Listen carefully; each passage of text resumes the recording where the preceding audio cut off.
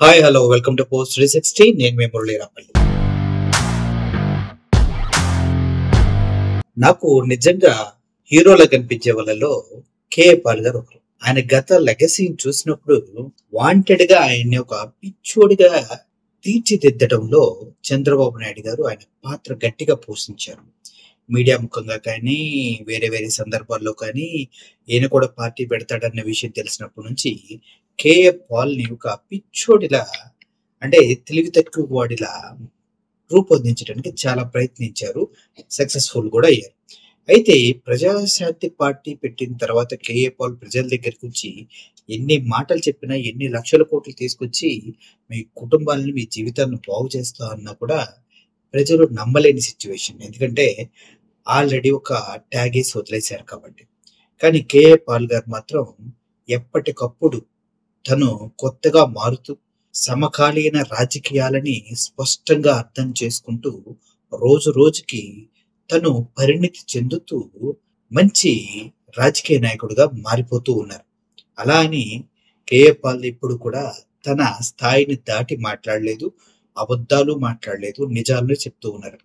అయితే ఈరోజు నిజం చెప్పాలంటే Pithapuram TDP candidate SVSN Varma ఎవరైతే ఉన్నారో తనకి ఎమ్మెల్సీ పదవి ఇస్తానంటూ ప్రజలందరి ముందు చంద్రబాబు నాయుడు గారు వాగ్దానం చేయటం మనందరికీ తెలిసిందే.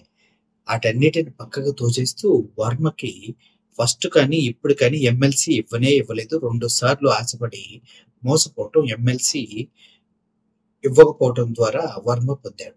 సో ఈ విషయం ఎలా ఉంటే వైఎస్ఆర్సిపి పార్టీలో ఎమ్మెల్యేగా ఉన్నటువంటి దొరబాబుని తీసుకొచ్చి పవన్ కళ్యాణ్ గారు జనసేనలో చేర్చుకోవడం జరిగింది. దాని ద్వారా ఏమవుతుంది, వర్మకి చెక్కు పెడతమే జరుగుతుంది. జనాలని సొంతంగా జనసేనలో జాయిన్ చేసుకుంటూ పిఠాపురంలో పవన్ కళ్యాణ్ బలాన్ని పెంచుకుంటూ వర్మను మోసం చేస్తూ ఉన్నాడు చంద్రబాబు నాయుడు, పవన్ కళ్యాణ్ అందరూ కలిసి పిఠాపురం టీడీపీ నాయకుడు వర్మని దారుణంగా మోసం చేస్తున్నాడు. దీనిపైన కేఏ పాల్ మాట్లాడుతున్నారు, ఒకసారి వినండి. నేను చెప్పినట్టే పవన్ కళ్యాణ్ చేశాడు. అన్నైన నాగబాబుకి ఇచ్చేశాడు ఎమ్మెల్సీ. మరి చంద్రబాబు నాయుడు గారు టీడీపీ తరపునే కదా ఇచ్చారు. ఏం చెప్పారు వర్మకి పిఠాపురంలో? నువ్వు పవన్ కళ్యాణ్కి మద్దతు పోటీ చేయకుండా నెక్స్ట్ ఎమ్మెల్సీ నీకే ఇస్తానని దేవుడి సాక్షిగా చెప్పాడు. ఆ వర్మేమో అమరావతిలో, విజయవాడలో పవన్ కళ్యాణ్ చుట్టూ, చంద్రబాబు చుట్టూ తిరుగుతున్నాడు. అయ్యా మీ మాట నిలబెట్టుకోండి అని. బుద్ధుందా వర్మ? వాళ్ళ మాట నిలబెట్టుకోరని అప్పుడే చెప్పాను కదా. మరి ఈ మధ్యని పిఠాపురం మాజీ వైసీపీ ఎమ్మెల్యే దొరబాబు ఎవరో అట మళ్ళీ జనసేనలో చేరాడు. ఒరే నాకు అర్థం అవ్వట్లేదు, అసలు మీకు బుద్ధి బుర్ర ఉందా? 2008లో ఇదే పవన్ కళ్యాణ్ చిరంజీవి ప్రజారాజ్యం పార్టీ పెట్టి 100 కోట్లు 1000 కోట్లు కలెక్ట్ చేశారని మనం అందరం విన్నాం. కొంతమంది సూసైడ్ కూడా చేసుకున్నారు. మరి అదే ప్రజారాజ్యం ఇప్పుడు జనసేనగా ఆవిర్భవించిందని అదే చిరంజీవి చెప్తున్నాడు. అంటే అర్థం ఏంటి? అదే పాలసీలతో వచ్చే ఎలక్షన్లో మరలా మేము 100,000 కోట్లు కలెక్ట్ చేస్తాం, మా కుటుంబం మాత్రం ఎమ్మెల్సీ, మంత్రి, ముఖ్యమంత్రి పదవులు అనుభవిస్తాం. తెలివైనోడు ఎవ్వడు ఆ పార్టీలో చేరడు.